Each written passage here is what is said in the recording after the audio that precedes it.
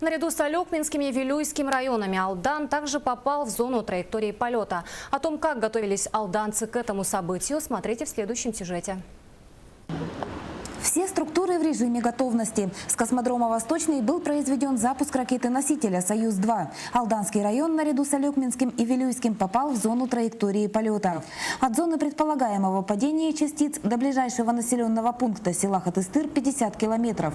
Первоначальная траектория полета ракеты была скорректирована.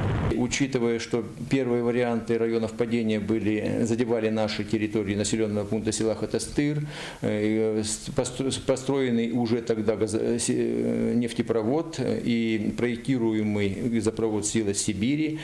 Кроме того, участки добычи полезных ископаемых. По нашей просьбе, поэтому район падения отделяющихся ракет-носителей был перенесен северо-западнее от того места, где предполагалось это изначально. В преддверии запуска ракеты представители власти района совместно с сотрудниками Роскосмоса совершали ежедневные облеты. Первоочередная задача заключалась в эвакуации охотников и оленеводов из зоны падения частиц.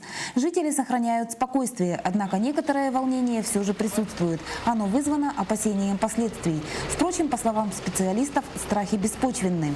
Район готов к приему отделяющейся части ракеты в виде обтекателя головного. По большому счету, если так обычным языком сказать, это просто-напросто футляр. Этот футляр сделан чисто из углепластика. Он не несет в себе ни остатка топлива, ни радиоактивности никакой.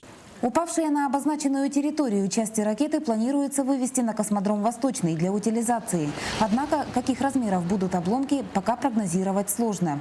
Учитывая, что он будет падать с высоты 117 километров, он под воздействием атмосферы, под скорости и температурных режимов там наверху, он просто-напросто может разрушиться, и на землю могут мелкие, так сказать, кусочки упасть.